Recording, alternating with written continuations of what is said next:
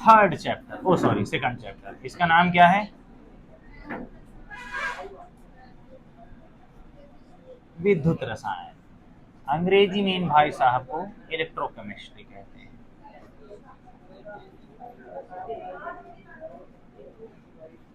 नया चैप्टर शुरू हो रहा है तुम लोग का, केमिस्ट्री का दूसरा अध्याय, नाम है विद्युत रसायन, मतलब रसायन से विद्युत बनेगी इस चैप्टर में। पुराना चैप्टर की प्लेलिस्ट मिल जाएगी डिस्क्रिप्शन में, ये नया चैप्टर है तो इसकी नई प्लेलिस्ट आती है, लेक्चर नंबर 1। ठीक, जिनको नोट्स चाहिए ऐप में जाके मेरी नोट्स परचेज कर सकते हैं। अचानक पेठा खाने का मन कर रहा है, मस्त लगता करता है यार। ये लड्डू बहुत तेज महक रहा है, कोई लाए हो क्या? हैप्पी बर्थडे है क्या किसी का? हैं? नहीं, महक तो रहा है, देखो कौनो न कौनो बिटिया चुप्पे चुप्पे खा रही हैं, बता नहीं रही। टेंशन मतलब मैं नहीं खाऊंगा। इसका जन्मदिन है क्या? इसका तो अभी जन्मदिन था, दोबारा कैसे हो सकता है?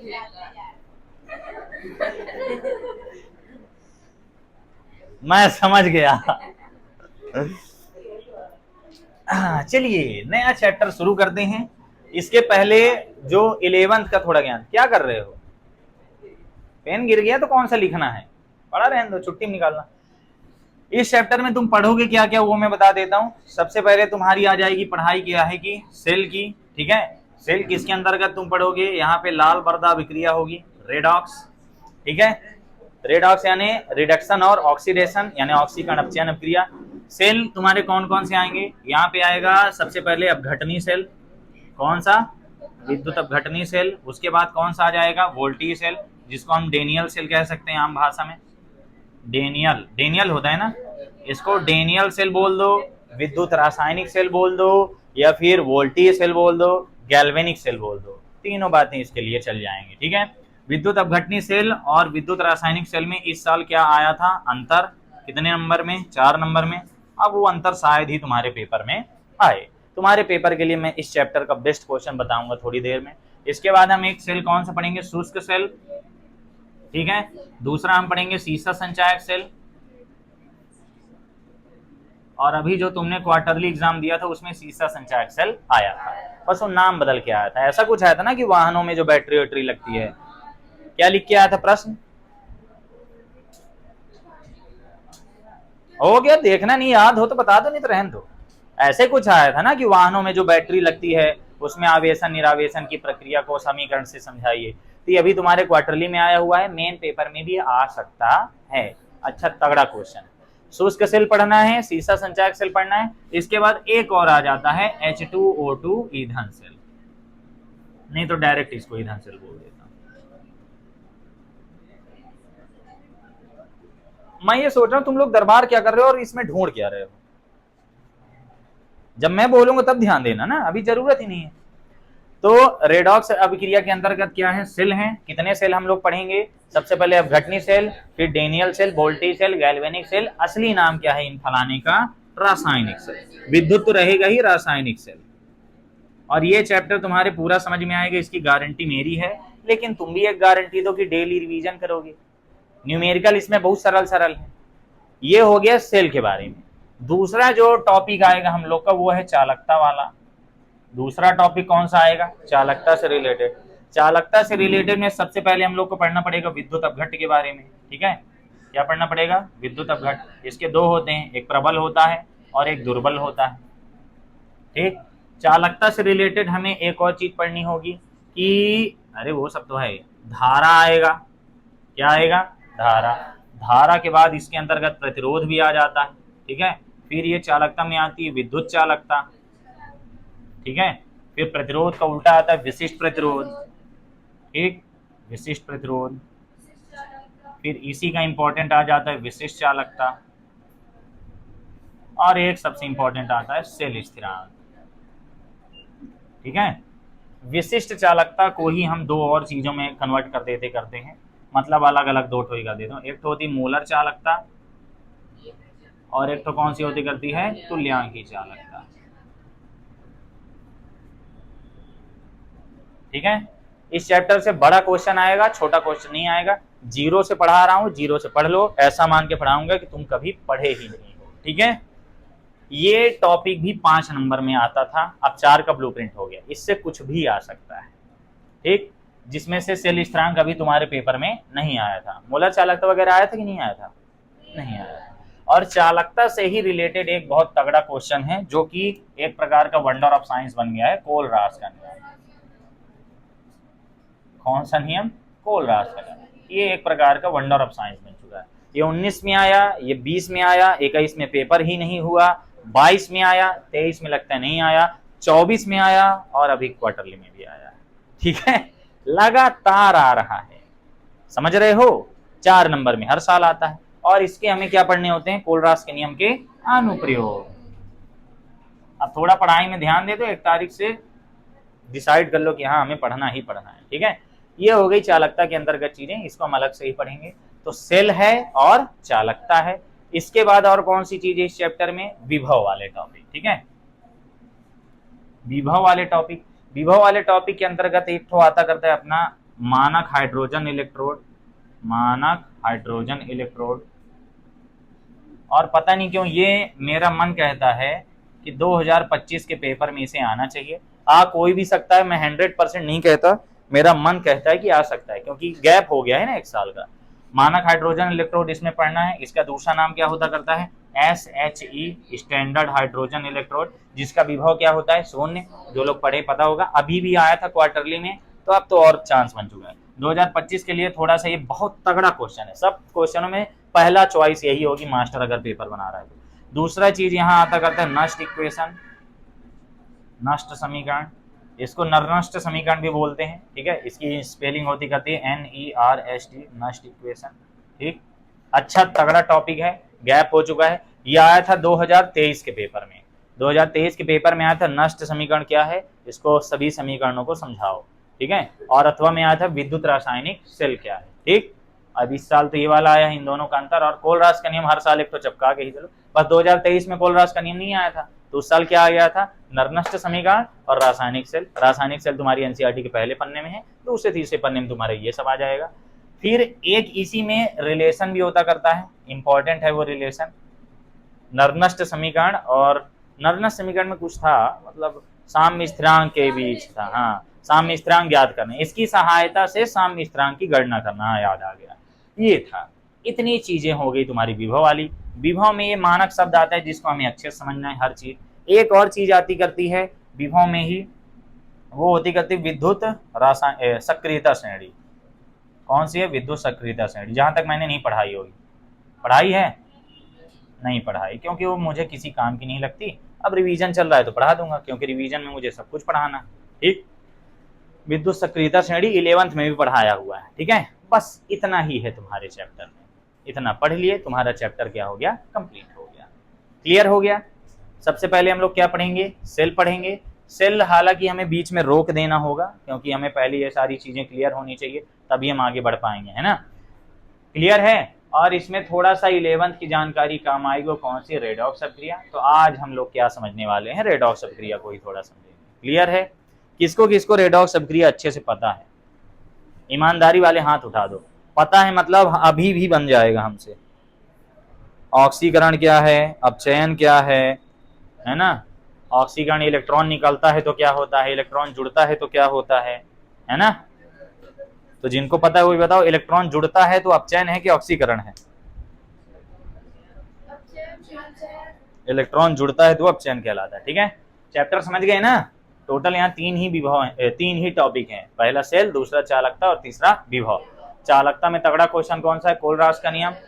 विभव में तगड़ा क्वेश्चन कौन सा है? मानक हाइड्रोजन इलेक्ट्रोड। बात ये 11वीं में भी पढ़े हो, सब 11वीं में पढ़े हो, बस ये कोलरास के नियम के अलावा सब पढ़ाया हूँ। कॉपी खुलवाऊंगा 11वीं की, सब यही मिलेगा लाइन से यहाँ से शुरू हुआ।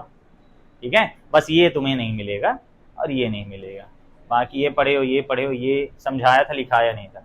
सारी चीजें सरल हैं, खास तौर पर मैं जो बताऊंगा वो तो सरल ही लगेगा। विभव में नरनष्ट समीकरण क्यों यूज करते हैं? मानक विभव लाने के लिए। ठीक है, नरनष्ट समीकरण क्या होता करता है? मानक विभव और नॉर्मल विभव के बीच संबंध बताता है। मानक हाइड्रोजन इलेक्ट्रोड इसलिए बनाया जाता है ताकि हम एक अज्ञात इलेक्ट्रोड का विभव ज्ञात कर सकें। पहले हमें विभव वगैरह समझना पड़ेगा यहाँ पे। ठीक है, मिटा रहा हूं मैं ये। और सबसे पहले तुम्हें रेडॉक्स रिएक्शन के थोड़ी सी कहानी बता दी जाए। टिंग टोंग टिंग टोंग टिंग टोंग। बाकी जिसको नोट्स चाहिए केमिस्ट्री की बहुत अच्छे से, सारी न्यूमेरिकल के हल, सारी थ्योरी, सब कुछ मिल जाएगा मेरे ऐप में। ऐप में कैसे परचेज करना है उसके लिए मैंने डिस्क्रिप्शन में एक वीडियो डाल दिया, जाके देख लो। और ये तुम्हारे सेकंड चैप्टर का फर्स्ट वीडियो है, ठीक है। केमिस्ट्री में यूनिट अलग अलग हैं, है ना। केमिस्ट्री में हर चैप्टर की यूनिट अलग है ना। फिजिक्स में तो पहला यूनिट के इकट्ठा डाल दूंगा वीडियो। सबसे पहले ये समझो कि ऑक्सीकरण क्या होता है।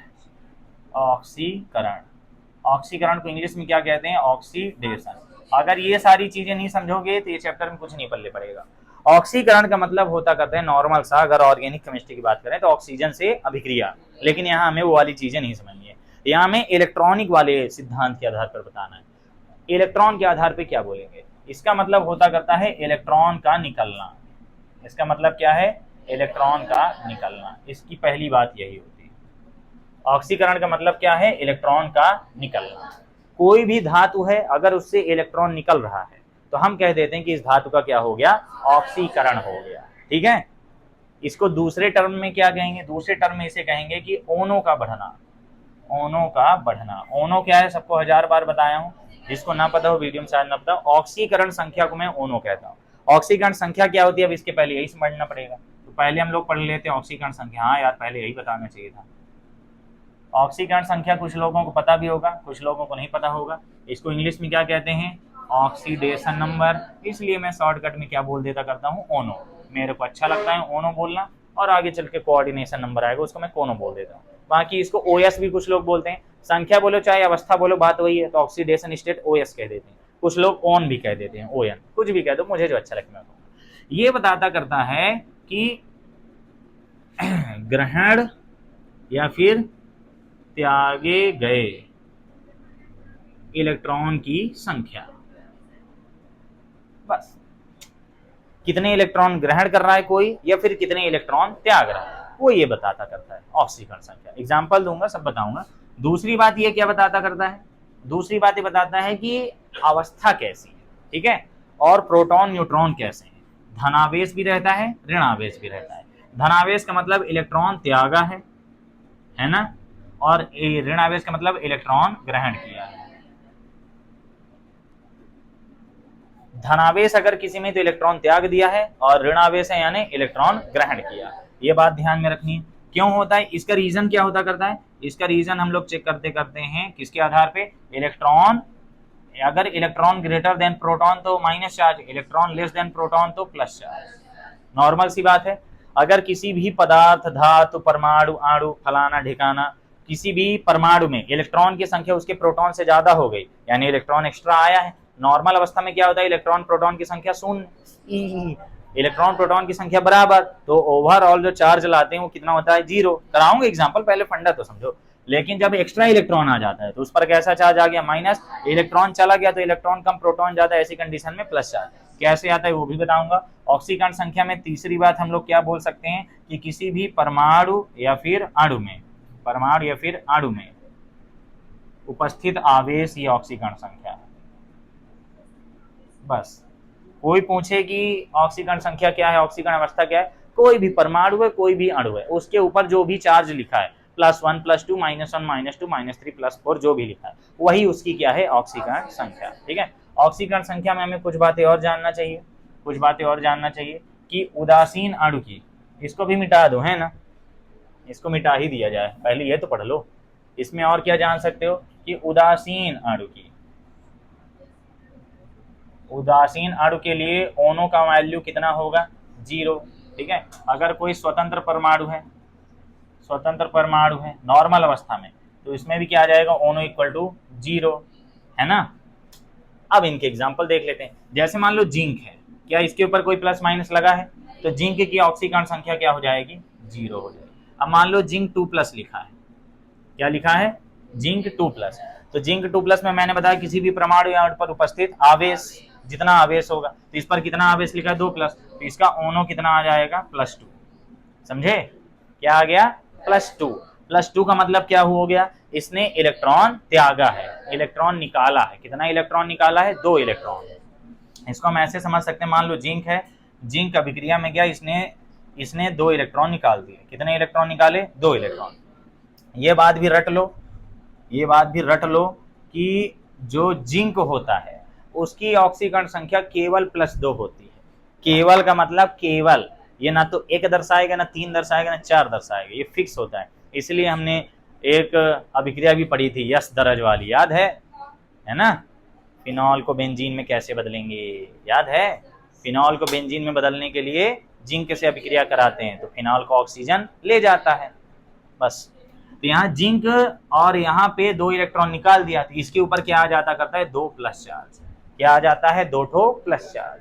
क्यों आता है वो मैं समझा रहा हूँ, छोटे बच्चों वाली चीज है, फिजिक्स में भी पढ़ाया था। अगर अभी मैं जिंक में इलेक्ट्रॉन की बात करूं तो कितने हैं 30 इलेक्ट्रॉन, प्रोटॉन की बात करूं तो कितने हैं 30 इलेक्ट्रॉन। हम जानते हैं किसी भी परमाणु की नॉर्मल अवस्था में इलेक्ट्रॉन प्रोटॉन की संख्या बराबर होती है, इसलिए परमाणु क्या होता है उदासीन। -30 + 30 करूंगा कितना आएगा, -30 + 30 = 0, इसलिए इसका ओनो क्या आ रहा था अभी 0 आ रहा, ऑक्सीकरण संख्या 0।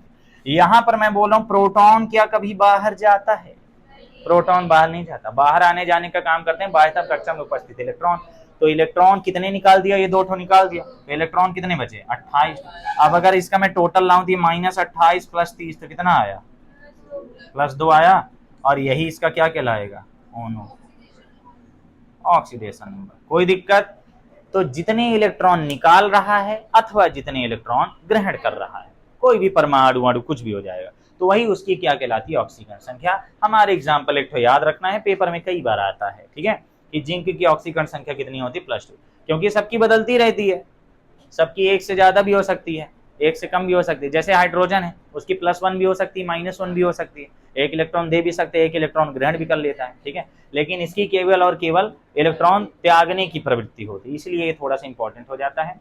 यहाँ इलेक्ट्रॉन 20 हो गए, प्रोटॉन 30 हो गए, तो यहाँ मैंने क्या बताया, यहाँ फंडा क्या बताया था, जब इलेक्ट्रॉन की संख्या प्रोटॉन से कम हो जाती है तो वह पदार्थ पर कैसा चार्ज आता है, पदार्थ परमाणु उस पर धनावेश आता है, ये लो धनावेश आ गया। फिर मैंने बता दिया कि धनावेश का मतलब इलेक्ट्रॉन त्यागा है, इलेक्ट्रॉन निकाला है, तो इलेक्ट्रॉन निकाल दिया है कि नहीं, निकाल दिया तब ना 2 ठो बचे, 2 ठो कम हो गए, बस। तो ये फंडा हो गया किसका, ऑक्सीकरण संख्या का। नॉर्मल अवस्था में स्वतंत्र कोई परमाणु लिखा है, सामान्य अवस्था में उदासीन अवस्था में तो उसका कितना है 0। क्लियर हो गई बात, ठीक है। और ऑक्सीकरण संख्या क्या होती है, ऑक्सीकरण संख्या किसी भी परमाणु या अणु पर उपस्थित आवेश को बताती है, ठीक है, आवेश, या फिर क्या बोल सकते हो, किसी भी परमाणु या अणु द्वारा ग्रहण किए गए अथवा त्यागे गए इलेक्ट्रॉनों की संख्या ही उस परमाणु अणु की ऑक्सीकरण संख्या कहलाती है। क्लियर हो गई बात, बस नॉर्मल सी चीज, ये सब पढ़ाया हुआ है, सब आपकी कॉपी मिल जाएगा, बस अपने काम का ये सब नहीं है। ऑक्सीकरण संख्या एक एग्जाम्पल हमने कौन सा ले लिया, ये वाला। अब अगर हम यहाँ सोडियम का एग्जाम्पल लें तो सोडियम में जब ये टूटता है तो क्या बनाता है, सोडियम और 1 इलेक्ट्रॉन निकालता है, तो यहाँ पे कैसा चार्ज आता है प्लस, यहाँ इलेक्ट्रॉन कितने हैं 11, प्रोटॉन कितने हैं 11, तो टोटल कितना आ जाएगा -11 + 11 = 0। तो सोडियम की ओनो कितनी है 0, Na की, अब Na+ भी हम डायरेक्ट कह सकते हैं, ओनो कितना आएगा +1 आएगा। ऑक्सीकरण, और ये याद रखनी है चिन्ह में होता है, ± दोनों हो सकता है, लेकिन जो वो होता है संयोजकता वो केवल क्या होता है प्लस, वो कभी माइनस में नहीं आता, बस।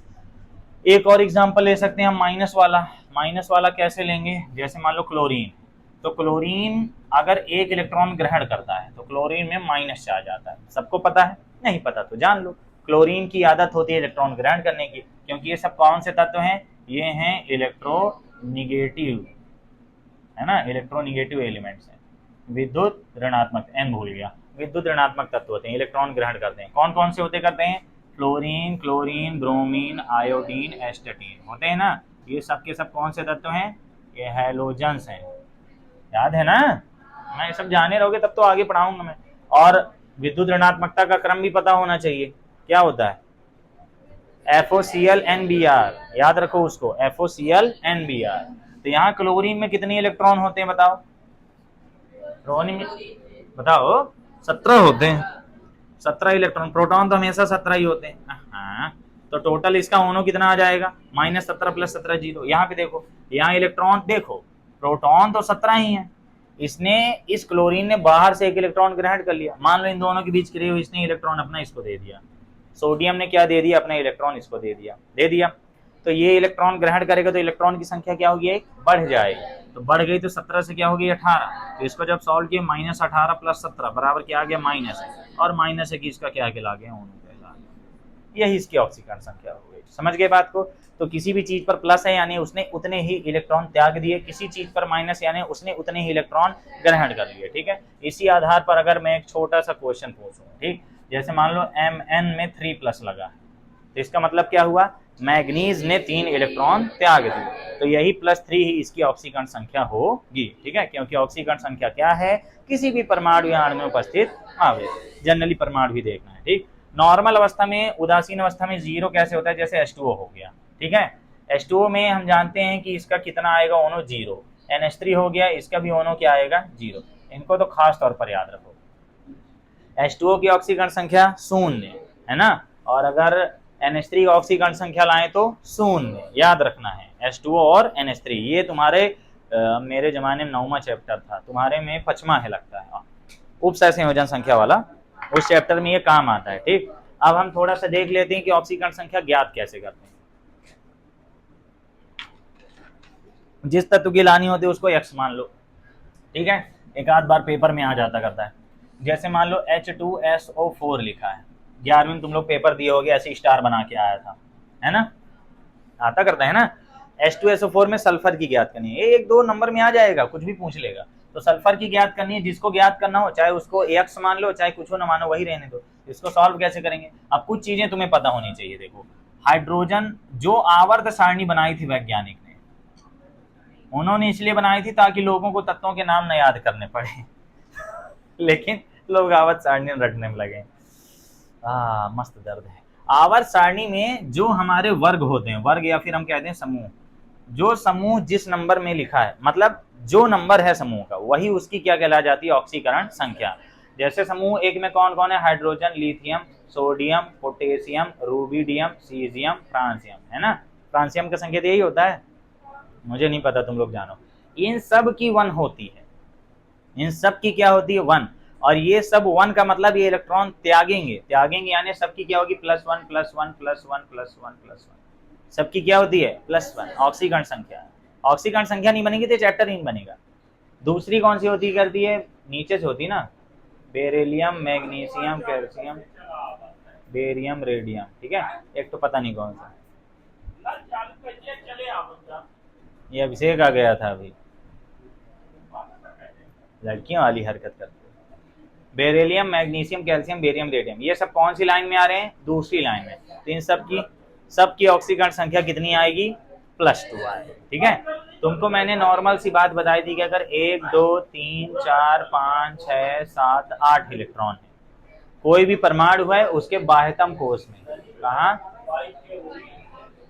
बाह्यतम कोश में, किसी भी परमाणु के बाह्यतम कोश में अगर 1 2 3 4 5 6 7 8 इलेक्ट्रॉन है, तो कौन से इलेक्ट्रॉन त्यागे जाते हैं, कौन से ग्रहण किए जाते हैं, इसमें तुमको क्या हो गया।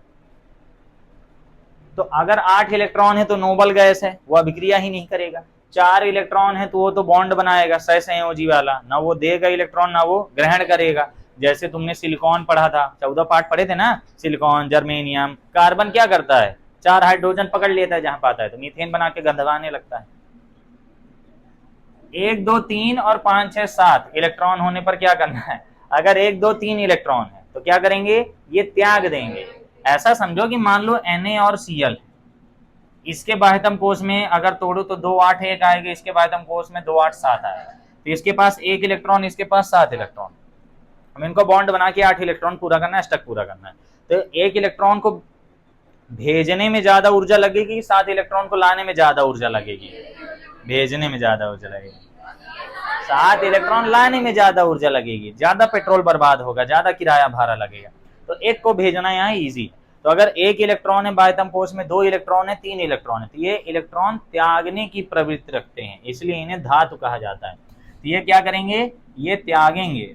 त्यागेंगे के लिए मैं प्लस बोल दूं, ये त्याग देंगे। एग्जाम्पल देखते हैं, जैसे हाइड्रोजन प्लस बनाता है, बेरिलियम, कैल्शियम ले लो 2 प्लस बनाता है, मैग्नीशियम क्या बनाता है 2 प्लस बनाता है, एल्यूमिनियम क्या बनाता है 3 प्लस बनाता है ना। ये कौन सी लाइन में, पहली लाइन में, ये दोनों दूसरी लाइन में, ये कौन सी लाइन में, 13वीं लाइन में। वेरी गुड, मैं जानता था तीसरी बोलोगे, 13वीं लाइन में 13 लाइन में है भाई, 10 तो डी ब्लॉक में, 2 एस ब्लॉक में, 13वां पी ब्लॉक। Very good. तो ये क्या हो गए, 1 2 3 वाले, 4 वाले अभिक्रिया में कोशिश करते हैं कि सहसंयोजी बंध बने, ये वाले क्या करते हैं, ग्रहण करते हैं। तो ग्रहण करेंगे तो कैसे होगा, जैसे मान लो कौन है तुम्हारा, ऑक्सीजन है, नाइट्रोजन है, क्लोरीन है, फ्लोरीन है, ये सब रहते करते हैं ना। तो ऑक्सीजन 2 इलेक्ट्रॉन ग्रहण करता है, क्यों? ऑक्सीजन को तोड़ोगे कितना आएगा, 2 8 6, इसको तोड़ोगे कितना आएगा, मोए मोए 2 और कितना आएगा 5, इसका कितना होता है 17, ये आएगा 2 8 7, ये कितना आएगा 2 7 आएगा। अब बताओ इनको 8 बनाने के लिए जितने इलेक्ट्रॉन चाहिए, 8 बनाने के लिए इलेक्ट्रॉन चाहिए कि त्यागने हैं, 7वें इलेक्ट्रॉन फेंक देगा, लग जा सारे काम ना धरा अपने लगे, ऐसा तो होगा नहीं। तो ये 1 इलेक्ट्रॉन ग्रहण करेगा, तो 1 इलेक्ट्रॉन ग्रहण करेगा तो इसके ऊपर कैसा चार्ज आएगा, 1 माइनस। ये 2 लोगों को ग्रहण करेगा तो 2 माइनस आएंगे, तो 2 माइनस को ऐसे ना लिख के -2 लिख देते हैं। ये 3 लोगों को ग्रहण करेगा तो -3, इसके ऊपर क्या आएगा -1, बस हो गया। कितने इलेक्ट्रॉन त्याग रहा है, कितने इलेक्ट्रॉन ग्रहण कर रहा है, this is called the oxidation number. Okay, खत्म। अब ज्ञात करने के लिए तुम्हें इसको इसी आधार पर ज्ञात करना, एक ठोका पता होगा उसके नीचे सबका वही होगा। आवाज सारणी बनाने वाला गधा नहीं था, बहुत दिमाग वाला आदमी था।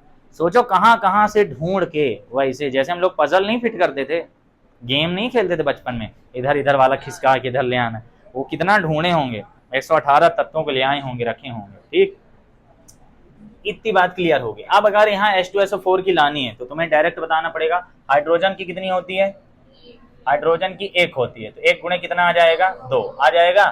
ऐसा कर दो 2 गुणे 1 आ जाएगा। सल्फर की ज्ञात करनी है, X मान लो। ऑक्सीजन 4 तो है, ऑक्सीजन की कितनी होती है, 2।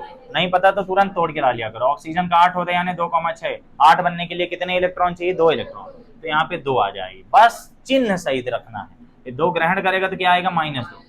बराबर के उस पार लिखना है, क्या इसके ऊपर कोई प्लस माइनस लगा है, नहीं, तो 0 होगा। सॉल्व करिए, 2 + x - 8 = 2, तो ये आ जाएगा x - 6 = 0। तो x बराबर क्या आ जाएगा, लगता है मैंने इसको 2 बोल दिया था, है ना। हाँ, x की वैल्यू +6 आई, यानी यहाँ का जो सल्फर है, सल्फर की ओनो कितनी आ गई, सल्फर की ओनो आ गई +6 आ गई। ठीक, सल्फर बहुत डिस्टर्ब टाइप का है, वो अष्टक नियम का पालन नहीं करता है, वो 12 इलेक्ट्रॉन भी ग्रहण कर लेगा, वो कुछ भी कर सकता है। अष्टक नियम के अपवाद में यही लिखते थे ना, बहुत गंदा आदमी है।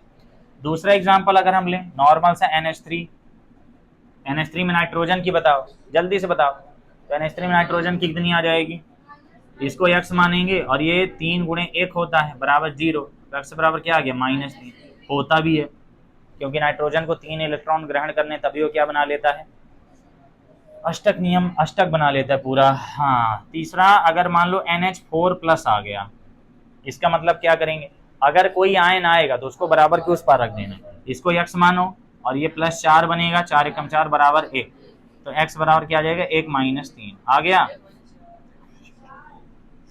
बल्लू जज्बाती हो गया, x + 4 = 1, x = क्या आ जाएगा, 1 - 4, x = क्या आ गया, -3 आ गया। एक और बात जान लो, ऑक्सीकरण संख्या जरूरी नहीं कि सब तत्वों की सेम ही रहे, ऑक्सीकरण संख्या अलग अलग भी हो सकती है। ऑक्सीजन की कितनी होती है, -2 होती है, लेकिन -1 भी होती है, मैं दिखाता हूँ। ऑक्सीकरण संख्या जरूरी नहीं कि सब तत्वों में क्या रहे, सेम रहे। अगर हम चौथा एग्जांपल लेते हैं H2O का, H2O में ऑक्सीजन की लाएंगे तो कितनी आएगी, ऑक्सीजन की कितनी आएगी, ये +2 है, ये बनेगा 2 + x = 0, तो x = क्या आ जाएगा, -2 आई।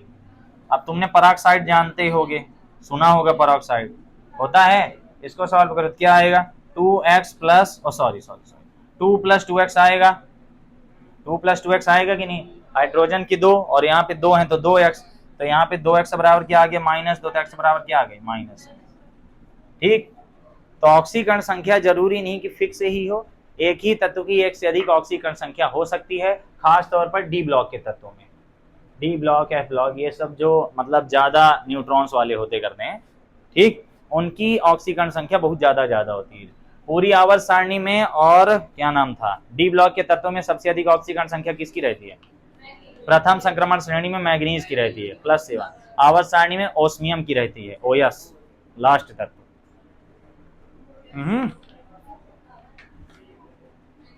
जीरो, CO, कोबाल्ट, कार्बोनियम की वो तो 0 होती है, हाँ 0 होती है, 0 होती, थोरियम, थोरियम की पता नहीं मेरे को, देखना पड़ेगा। ये वाला क्लियर हो गया टॉपिक? हाँ, ये वाला क्लियर है ना, ऑक्सीकरण संख्या। तो एक तो तुम लोग ले आके बताओ, चलो इसमें क्रोमियम की बताओ। अरे मन में बताओ क्या।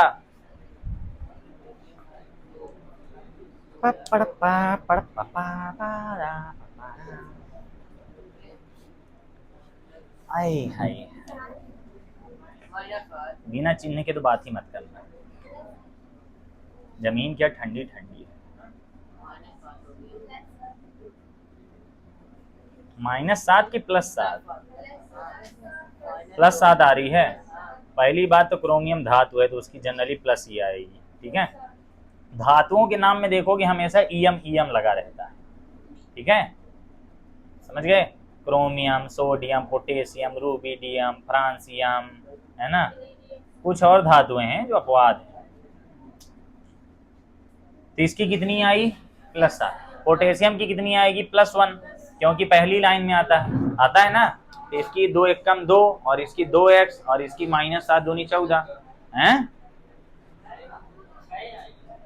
6 कहाँ से आएगी? हाँ 6 आएगी, 7 कहाँ से ला रहे हो तुम लोग? नालायक। अल्ट्रा प्रो मैक्स बराबर 0, तो 2x माइनस कितना आ गया? 12 बराबर 0। 2x बराबर 12, तो x बराबर क्या आई? नहीं तो इस तरह करोगे।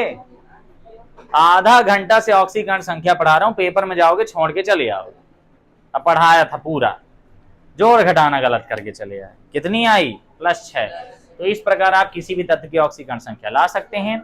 यहाँ जो बेसिक तत्व आते हैं उनको आपको आवर्त सारणी से याद रखना पड़ेगा, ठीक है। आवर्त सारणी तो याद ही होगी ना। तो यहां से तुम्हारा ऑक्सीकरण संख्या वाला टॉपिक क्या हो गया? समाप्त। क्लियर है? ऑक्सीकरण संख्या के बाद ही आपके 2-3 टॉपिक और आते हैं जिनका हमें स्टडी करना है। समझ में आया जितना बकबकाया? अब आता है ऑक्सीकरण क्या है, फिर अपचयन क्या है। तो सबसे पहले हम लोग ऑक्सीकरण समझते हैं। ऑक्सीकरण नॉर्मल भाषा में ये क्या होता करता है, इसको कहते हैं इलेक्ट्रॉन का निकलना। इलेक्ट्रॉन का निकलना मतलब अगर किसी भी पदार्थ, परमाणु से, परमाणु ही बोलना चाहिए, मत बनो किशन कन्हैया, किसी भी इलेक्ट्रॉन का निकलना क्या कहला जाता है? ऑक्सीकरण संख्या। जितने इलेक्ट्रॉन निकलते हैं उतना ही ज्यादा प्लस आ जाता करता है। अब तुम ये जानते हो कि इलेक्ट्रॉन निकल रहा है यानी कैसा चार्ज आएगा? प्लस चार्ज आएगा। दूसरी बात, इसको अच्छी, कोई गया क्या? दूसरी बात, इसको अच्छी तरह बोला जा सकता करता है कि ओनों का बढ़ना, ऑक्सीडेशन नंबर का बढ़ना। ऑक्सीडेशन नंबर अगर बढ़ गया तो हम कह देते हैं ऑक्सीकरण हो गया, ठीक। इसका परफेक्ट एग्जांपल जो हम पूरे चैप्टर में यूज करेंगे वो होगा जिंक वाला। जिंक जब टूटता है तो क्या बनाता है? जिंक 2+ और 2 इलेक्ट्रॉन मुक्त होते हैं ना। ये हमारी रिएक्शन, सबको पता ही, ये रिएक्शन रट लो, ये रिएक्शन रटे रहो। जिंक इकलौता है जिसका 2+ होता है, बाकी सबके तो बदलते रहता है। अगर यहाँ पे जिंक की ऑक्सीकरण संख्या देखो तो कितनी है? 0। ऑक्सीकरण संख्या यानी उस धातु पर उपस्थित आवेश, अगर वो स्वतंत्र अवस्था में है तो, स्वतंत्र यानी अकेले, किसी के साथ है तब तुम्हें XYZ करके निकालना पड़ेगा, वो आगे लेवल में आएगा अपनी काम करने। इसकी ऑक्सीकरण संख्या कितनी है? 2 + 2 चिन्ह सहित। तो ऑक्सीकरण संख्या बढ़ी की घटी? बढ़ी। ऑक्सीकरण संख्या बढ़ी यानी इसका क्या हुआ है? ऑक्सीकरण हुआ है। इसमें जिंक का ऑक्सीकरण हुआ है, ठीक है, जिंक का ऑक्सीकरण हुआ। क्लियर हो गया। अब इसी के आधार पे दूसरा टॉपिक आता करता है अपचयन। अपचयन को इंग्लिश में क्या कहते हैं? रिडक्शन, ठीक है। इसको इंग्लिश में क्या कहते हैं? ये जो पट पट की ध्वनि है यह है हमारे कर्णपटल पर अवरोध उत्पन्न कर रही है, कृपया इसे बंद रखें। इसका मतलब है इलेक्ट्रॉन का जुड़ना, इलेक्ट्रॉन का जुड़ना। तो जब इलेक्ट्रॉन जुड़ेगा तो कैसा हो जाएगा? वो परमाणु ऋणावेशित हो जाएगा, ठीक है। दूसरी बात क्या बताया गया? ऑक्सीडेशन यहाँ बढ़ रहा था, ऑक्सीडेशन नंबर यहाँ पे क्या हो जाएगा?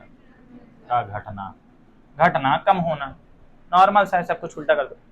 ऑक्सीकरण यानी कोई भी परमाणु अपना इलेक्ट्रॉन मुक्त कर रहा है, त्याग रहा है, ठीक, जो कि हमें यहाँ दिखा। दूसरी बात हमने देख लिया, ऑक्सीकरण संख्या बढ़ रही है, ऑक्सीकरण संख्या 0 से क्या हो गई? +2 हो गई। यहाँ पर अपचयन में क्या बताया गया? इलेक्ट्रॉन आके जुड़ेगा, इलेक्ट्रॉन जुड़ना। अपचयन में एक शब्द दिख रहा है रिडक्ट। रिडक्ट बना हुआ है असल में रेड्यूस से बना है ना। रेड्यूस का मतलब क्या होता है? कमी होना। रेड्यूस का मतलब कमी होना। ऑक्सीकरण को उपाचय, उपाचय कुछ बोलते हैं ना, उपापचय तो रेडॉक्स हो जाता है पूरा।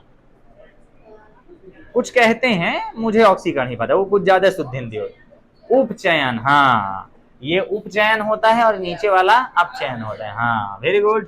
तो उपचयन यानी उप हो गया, अप हो गया, बढ़ा दिया, ठीक है। और ये अपचयन असल में घट जाता है, जैसे हमने पढ़ा था ना अपसारी, है ना। अपसारी, अपसारी का मतलब क्या हो जाता है? फैलाना नहीं होता, फैलाना होता है कि सिकुड़ना होता है? फैलाना होता है।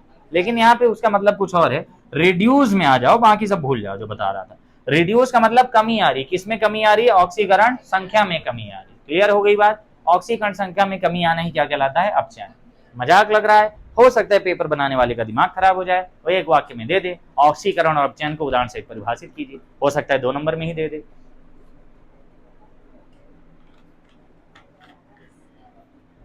हमारे प्रदेश में समस्या ये है, पेपर बनाने वाला परीक्षा अध्ययन लेके तो पेपर बनाता है, और कुछ तो बिना कुछ लिए ही पेपर बना डालते हैं। उनको सब याद रहता है, कॉपी एक पन्ना ले लेंगे, पेन ले लेंगे, उसको लिख डालेंगे, बोलेंगे है वाला दीदी है या साहब। कुछ दिमाग वाले क्वेश्चन दें। अब हमारे में 18 क्वेश्चन आते हैं, सीबीएसई 35 क्वेश्चन देता है। ले भर भर के न्यूमेरिकल, ऐसे क्वेश्चन जो बुक में आदमी पढ़ा ही नहीं है, सब बना के दिया है। आधे रहते हैं बुक से, आधे बना के देता है। हमारे यहाँ 18 के 18 एक एक लाइन ढूंढेंगे मिल जाएगा। न्यूमेरिकल देता है तो अंक तक नहीं बदलता, वही वाला चिपका देता है, थोड़ा चेंज कर दे। कुछ लेवल दे तो बच्चे पढ़ाई पे ध्यान दें। अभी ध्यान इसलिए नहीं दे रहे हैं क्योंकि जिंदगी का पहली बात तो लक्ष्य नहीं है, और दूसरा पेपर सरल आते हैं, हम पेपर के 1 महीना पहले पढ़ लेंगे। सच में हो जाता है 1 महीना के, अगर कोई पढ़ने में होशियार है 5 दिन काफी है, सब पढ़ने वाले क्वेश्चन आते हैं, इसलिए तुम लोग ध्यान भी नहीं देते। अब इसका उदाहरण क्या होगा, जिसको पता हो बताओ। इसका उदाहरण सबसे अच्छा है कॉपर का। इसी को हम बोल सकते हैं, इसी को बोल सकते हैं। मान लो कॉपर है ऐसा, 2 इलेक्ट्रॉन ग्रहण कर रहा है, तो जब 2 इलेक्ट्रॉन ग्रहण करेगा तो ये उदासीन हो जाएगा। क्यों? इस अवस्था में इलेक्ट्रॉन बताओ कितने हैं?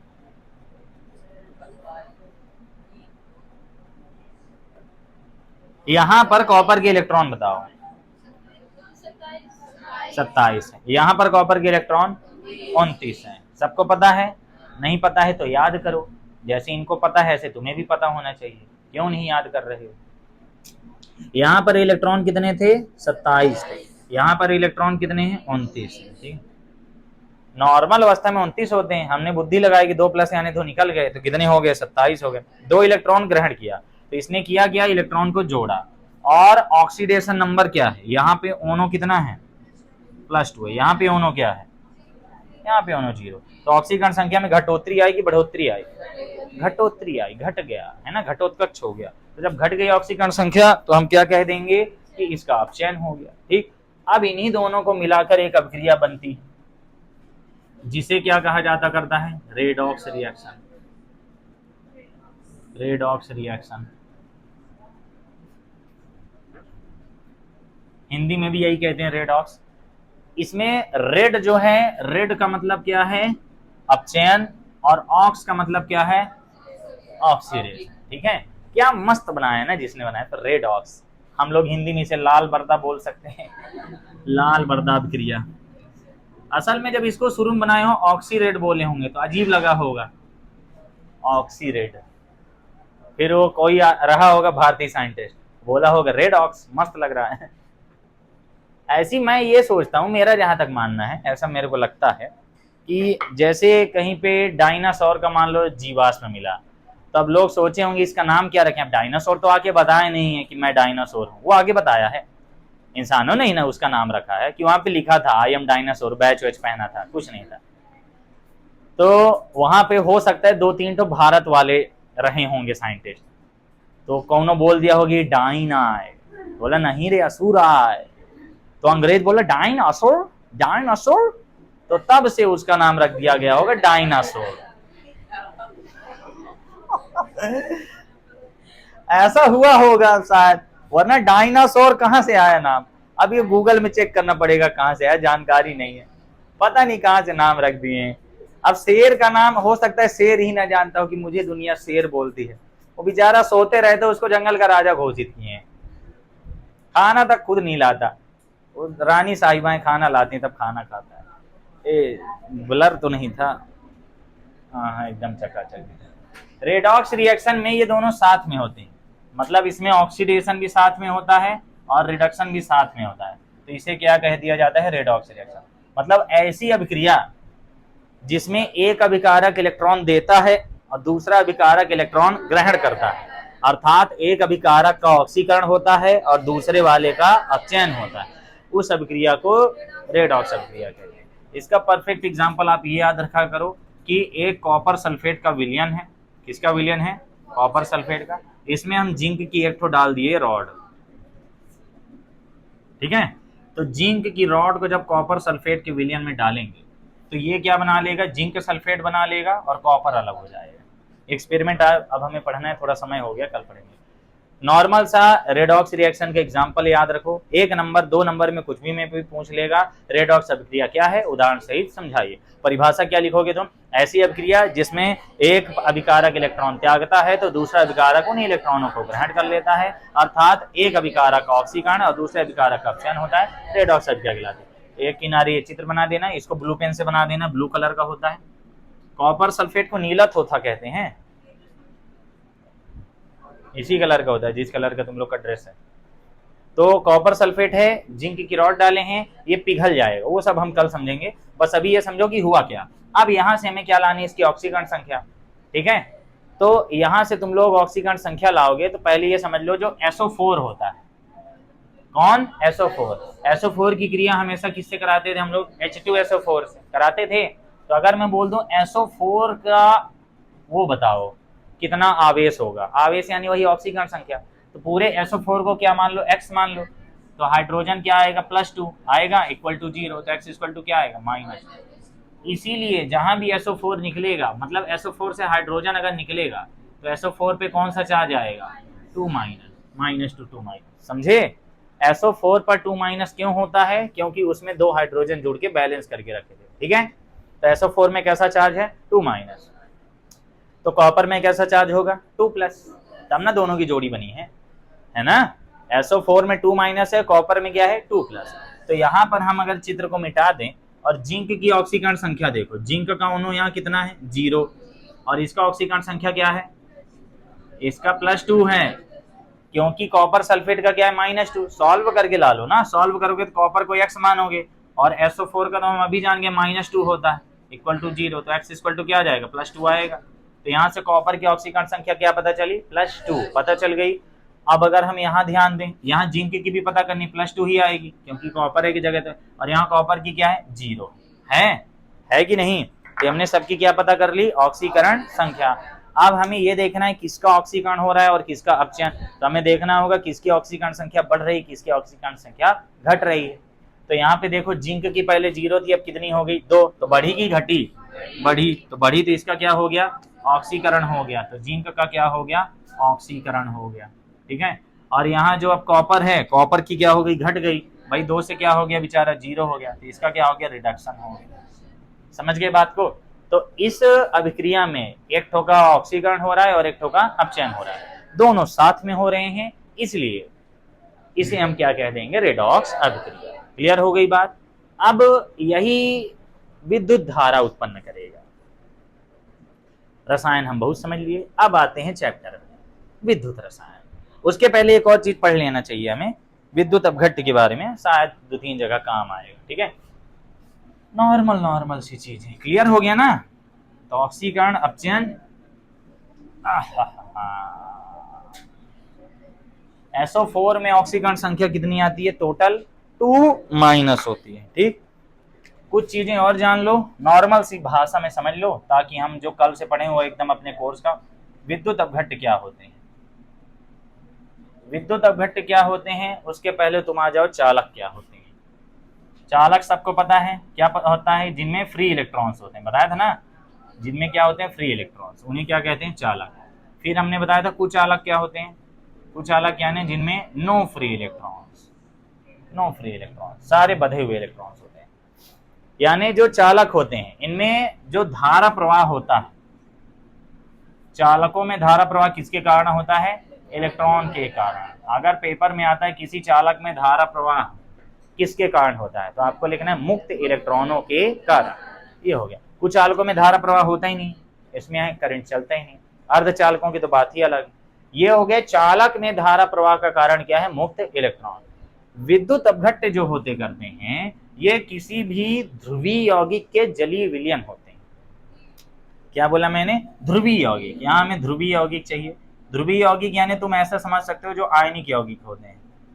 कौन से, आयनिक यौगिक। आयनिक यौगिक यानी एक प्लस वाला और एक माइनस वाला, मतलब कोई इलेक्ट्रॉन दे रहा हो कोई इलेक्ट्रॉन ले रहा हो, बहुत सारे हैं। एक हो गया HCl, एक हो गया KCl, है ना, NaCl, है ना, NaOH हो गया। ये सब तगड़े वाले हो गए, अच्छे अच्छे हमने ले लिए। नॉर्मल वाले भी होते हैं जैसे CH3COOH हो गया, ठीक है, NH4OH हो गया, ये सब लोकल वाले हो गए। ठीक, इसमें और अच्छा वाला एक होता है H2SO4 होता है ना, हाँ, इसमें जैसे CuOH का होल ट्वाइस हो गया और CaOH का होल ट्वाइस हो गया। ये कौन से वाले हो गए, लोकल वाले। ये कौन से वाले हैं, लोकल वाले। ये कौन से वाले हैं, अच्छे वाले। अब लोकल अच्छे इसी आधार पे दो प्रकार का होता है। ये ध्रुवीय यौगिक है। ध्रुवीय यौगिक यानी अगर हम इनका जलीय विलयन बना दें, इनको किसी पानी में डाल दें, पानी लिए उसमें HCl लिए डाल दिया घोल दिए, पानी लिए 2 चम्मच नमक डाल दिए, ये क्या है, नमक है, 2 चम्मच नमक डाल के घोल दिए, वो विद्युत अपघट्य बन गया। समझ गए। ये अभिक्रिया तुम घर में करना, कल बताऊंगा, जो कल बताऊंगा उसको घर में करना। तो ये सब के सब क्या कहलाते हैं, विद्युत अपघट्य। विद्युत अपघट्य यानी ऐसे जलीय विलयन जिनमें धारा का प्रवाह होता है वो विद्युत अपघट्य कहलाते हैं। विद्युत अपघट्य के नॉर्मल सी परिभाषा है, जिनमें करंट का फ्लो होता है वो विद्युत अपघट्य कहलाते हैं। ये जलीय विलयन में क्या हो जाते हैं, आयनित हो जाते हैं। अब आयनन की मात्रा के आधार पे दो प्रकार के होते हैं, बस दो बातें याद रखो। ये ऐसे विलयन हैं जिनमें करंट चल सकता है, ठीक है, समझ गए। पानी में भी चलता ही है करंट, जब इनको घोल देते हैं और तगड़ा चलता है। फिर अपघट्य, सॉरी दूसरी बात कि आयनित हो जाते हैं। आयनित यानी अपने आयनों में टूट जाते हैं, और आयनों में टूटना ही क्या कहलाता है, अपघटन होना। बस ये करंट डालने पर अपने आयनों में टूटते हैं, इसीलिए क्या कहला जाते हैं, विद्युत अपघट्य। ठीक है, इनमें विद्युत अपघटन होता है, और इसी आधार पर जो पहला सेल आता है वो विद्युत अपघटनी सेल आता है, वो हम कल देखेंगे। तो सबसे पहले तो ये समझो कि विद्युत अपघट्य क्या है, जो जलीय विलयन में आयनित हो जाते हैं और जिनमें धारा प्रवाहित होती है। आयनित कैसे होगा, अगर HCl को आयनित करना है, यानी ये क्या हो गया H plus Cl minus, NaCl को आयनित करना है तो क्या बनेगा Na प्लस और Cl माइनस, हो गया, ये चीजें आयनित हो गई, कोई दिक्कत। ये विद्युत अपघट्य। अब आयनन के आधार पर दो प्रकार के होते हैं। दो प्रकार कौन से, एक प्रबल होते हैं और एक दुर्बल होते हैं। प्रबल और दुर्बल के बारे में थोड़ा समझ लेते हैं फटाफट। प्रबल विद्युत अपघट्य, दुर्बल विद्युत अपघट्य। अच्छा ये बताओ फोन कौन सा अच्छा होता है। फोन ऐसा अच्छा होता है ना कि जैसे मान लो तुम 1 लाख का सैमसंग का फोन लाए, तुम क्लिक किए, कैमरा खुल गया, क्लिक किए, गेम खुल गया, गेम खेले, काट दिए, यूट्यूब खोले, फटाफट, व्हाट्सअप खोले, 1000 मैसेज आ गए, कोई दिक्कत नहीं, सब बढ़िया चल रहा है। अब तुम 9000 का Realme C3 लेके आए, और तुम मान लो किसी व्हाट्सएप में न्यूज वाले चैनल में तुम्हारे घर वाले जो जुड़े हैं, वो जुड़े रहते करते हैं जनरली, रीवा हलचल वगैरह जैसे। आज जब रीवा हलचल में मैसेज आता है नेट ऑन की, रात भर 3 दिन नेट बंद था, 3 दिन बाद उस फोन में तुम नेट ऑन करो, अब व्हाट्सएप खोलो, क्या वो व्हाट्सएप चलेगा, वो नोटिफिकेशन तक हैंग मार देता है, हैंग हो जाता है कि नहीं। तो फोन चलाने में कौन सा बढ़िया है, जो जल्दी जल्दी काम कर रहा है, हाँ सैमसंग, वो जो आता है महंगा वाला, ठीक है, जो यहाँ चंद्रमा जूम कर लेता है, वो फेक AI से वीडियो बना देता है, फोटो बना देता है। तो प्रबल विद्युत अपघट्य यानी जो जल्दी से टूट जाए, दुर्बल विद्युत अपघट्य यानी जिसको टूटने में थोड़ा सा समय लगे। तो फोन दुर्बल कौन सा है, जो बहुत ही ज्यादा लोडिंग कर रहा है। प्रबल फोन कौन सा है, जो मस्त लोडिंग कर रहा है, जिसकी रैम है दमदार है। रैम से नहीं होता करता है, रैम के अंदर क्वालिटी होती है, वो उससे होता करता है। प्रबल और दुर्बल का मतलब जो जल्दी आयनित हो जाते हैं, इसका मतलब क्या है, जल्दी आयनित होते हैं। इनमें क्या होता है, धीमे आयनन होता है ना, धीमा, जल्दी, मंद बोल दूं, मंद आयनन। जो जल्दी आयनित हो जाते हैं किसी भी जल में घोलने पर, उन्हें प्रबल विद्युत अपघट्य कहते हैं। जिनको आयनन में थोड़ा सा समय लगता है वो दुर्बल विद्युत अपघट्य कहलाते हैं। और ये पूर्णतः ही आयनित हो जाते हैं, समझ गए। और ये आंशिक रूप से आयनित होते हैं। इसका मतलब ये पूरा टूट गया तो अभिक्रिया एक ही बार होगी, ठीक है। और इसमें अभिक्रिया में साम्य अवस्था आएगी, क्योंकि पूरा टूटेगा ही नहीं। ठीक, क्वांट हाफ गुणक जब करा रहा था उसमें मैंने CH3COOH की एग्जांपल लिया था ना, हाँ, इसीलिए लिया जाता करता है। प्रबल विद्युत अपघट्य पानी में नमक घोलोगे, पानी में पूरा नमक का एक एक कण टूट जाएगा, एक एक कण टूट जाएगा, यानी सबका सोडियम अलग, सबका क्लोरीन अलग। लेकिन जो ये दुर्बल वाले हैं ये टूटते हैं फिर जुड़ने लगते हैं, ये अच्छे से टूटते ही नहीं है, टूटते भी धीरे धीरे। तीसरी बात हम अल्फा पढ़े थे, अल्फा क्या कहलाता है? वियोजन की मात्रा, जो कि किसके आधार पर आता है? आयनन के आधार पर ही आता है। तो आयनन की मात्रा यहाँ पे 1 होगी। 1 का मतलब क्या होता है? 1 का मतलब 100%। प्रबल विद्युत अपघट्य के लिए अल्फा की वैल्यू क्या होती है? 1। 1 का मतलब क्या हुआ कि पूरा का पूरा आयनन हो गया, 100% टूट टाट गया। इसके लिए अल्फा की वैल्यू कभी भी 1 नहीं होगी, लेस देन 1, इक्वल टू क्यों लगा रहा हूं, यानी हमेशा पूरा तो आयनित हुआ नहीं है, कुछ ना कुछ इसका बच ही जाएगा। तो इसके लिए वियोजन की मात्रा अल्फा यानी कम होती है, 1 से ज्यादा नहीं होता। जैसे आ गया 0.1, 0.2, 0.3, 0.05 लगाते थे ना, 0.509 ऐसे आ जाता करता है 3 अंक 4 अंक में, ये हो गया। तीसरी बात, इसमें जब तनुता बढ़ाते हैं, तनुता बढ़ाने का मतलब है विलयन को पतला करना, ठीक है। अच्छा ये बताओ, एक बाल्टी शहद ले लो, जो कि मिलेगी नहीं आज के जमाने में और एक बाल्टी पानी ले लो शहद, अगर मैं दोनों को पकड़ के ऐसे फेंकूं, बाल्टी थोड़ा ज्यादा हो गया, बाल्टी नहीं फेंको, एक बाल्टी शहद ऐसे ही फेंको और एक बाल्टी पानी फेंको, कौन ज्यादा तेज भागेगा? रीजन क्या है? पानी तनु है और शहद सांद्र है। शहद की जगह डामर ले लो, नहीं तो बर्गर पेंट ले लो, है ना। गाढ़ी चीजें हम फेंकेंगे तो नहीं चल पाएंगे उतना तेज, और पानी बहुत तेज बह के जाएगा। रीजन क्या है? पानी तनु है। तो अगर कोई चीज तनु है, पतली है, तो उसको भागने में ज्यादा समय लगेगा, समझ गए? तो क्या करना होगा? तनु को पतला करना होगा, ठीक। नहीं तुमको नहीं बोल रहे हैं, मैं तनु बोल रहा हूं। अब कौन है पीछे? तुम्हारा भी नाम यही है। चलिए, प्रबल विद्युत अपघट्य को क्या ही पतला करोगे? पतला करने का मतलब यह है कि जो जिसके आयन जल्दी चल सके, आयन क्या हो? जिसके जल्दी चल सके। हमें क्या इसके आयन जल्दी चलाने का कोई जरूरत है? नहीं। इस पर तनुता का ज्यादा प्रभाव नहीं पड़ता, पड़ता है लेकिन वो पहले से ही परफेक्ट है, ठीक है। अब पहले से कोई चीज परफेक्ट है, उसमें तुम और मॉडिफिकेशन करोगे क्या हो जाएगी? बर्बाद। जैसे बुलेट गाड़ी होती है, पहले से ही परफेक्ट है, लेकिन उसका लोग सब कुछ बदलवा के उसको मॉडिफाई करा के जोकर बना देते हैं। सही बात है ना? एजेंसी से आती कितनी बढ़िया लगती गाड़ी, फिर उसको ये मैटी लगवा देंगे, लिखा देंगे यहाँ पे पनही राजा पता नहीं क्या। जल्दी आयनन पूर्णतः वियोजित, तनुता का इसमें ज्यादा प्रभाव नहीं पड़ता, पड़ता है ज्यादा प्रभाव नहीं पड़ता। इसमें क्या होगा? इसमें तनुता बढ़ाने पर इसकी चालकता बढ़ जाती है। तनुता बढ़ाने पर चालकता बढ़ जाती है, मतलब क्या हुआ? चालकता यानी कंडक्टिविटी, करंट कितना बढ़िया से चल रहा है। मैंने विलयन को पतला कर दिया, विलयन को पतला कर दिया तो बढ़िया चलेगा। पेंट एकदम गाढ़ा गाढ़ा पेंट है, तुम उसमें ब्रश लगाओ और दीवार में करो, और उसमें पानी मिला लो, फिर दीवार में ऐसे ऐसे पेंट करो, किसमें हाथ फ्री चलेगा? पानी वाले में। अब हम लोग तो पानी इसलिए मिलाते हैं क्योंकि गरीबी का आलम, मैं क्या बताऊं तुझे। जो पैसे वाले हैं हो गया, वो थोड़ा सा कम मिलाते हैं। हम लोग यहाँ क्या है, पेंट करते करते लास्ट में जब दीवार बचती चुकने लगता है, तो पोतने वाला का विचार नहीं होता, ये वो मालिक का ही विचार होता है कि मैनेज कर लो उतने में ही, अब दूसरा डिब्बा खरीदने के लिए बजट नहीं है ना। हम तो पेंट ही नहीं कराते, क्या जरूरत है। मेरा तो कहना है प्लास्टर की भी क्या जरूरत है, बढ़िया दीवार उसमें लाल पेंट कर दो और बीच में व्हाइट व्हाइट कर दो, मस्त लगेगा, है ना। जो लोग बाउंड्री में करते हैं, काहे मोड़ घिसो तब अच्छा लगेगा। एक बार ऐसे गजवा लेके बहुत अच्छा लगेगा। मेरे बचपन में जब पीठ में खुजली होती तब मैं यही करता था, बहुत एकदम अच्छा लगता है ऐसे ऐसे। एक तो भालू का वीडियो देखा था, तब से वही करने लगा, मस्त मजा आता है। तो तनुता प्रोपोर्शनल चालकता का मतलब दुर्बल विद्युत अपघट्य में तनुता बढ़ाने पर चालकता बढ़ जाती है, यानी विलयन पहले उतना आयनित नहीं हो रहा था, जब हम पानी मिला दिए तो उसके आयनन की मात्रा बढ़ जाती है, यानी तनुता बढ़ाने पर अल्फा की वैल्यू भी बढ़ती है। बस इसके एग्जांपल्स क्या हैं? ये वाले जो हैं ये तनु विलयन के, सॉरी तनु नहीं, ये वाले प्रबल के उदाहरण है और ये वाले दुर्बल के उदाहरण, ठीक है। अब मैं दोबारा नहीं लिखूंगा, डिजिटल बोर्ड तो है नहीं कि ऐसे उठा के यहाँ रखूंगा, ठीक है। मेरा दोस्त डिजिटल बोर्ड खरीदा है रीवा में, जहाँ पढ़ाते हैं कोचिंग में, दोनों लोग मिलके खरीदे हैं। वाह कितना मजा आता होगा ना।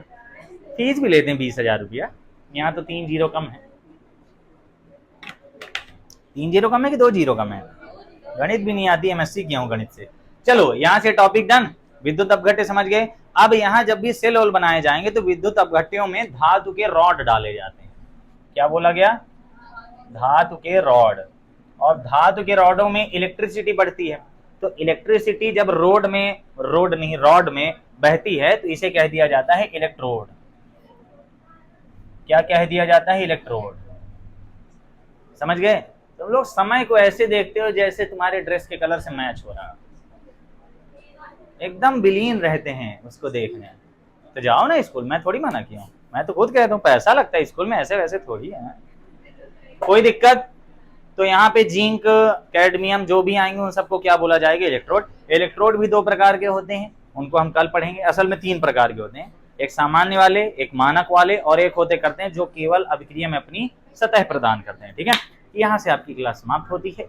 इस चैप्टर को अगर आप आगे पढ़ना चाहते हैं, आगे कम से कम 15-20 लेक्चर होंगे, तो आप वीडियोस की प्लेलिस्ट नीचे पा जाएंगे। ठीक है, धन्यवाद।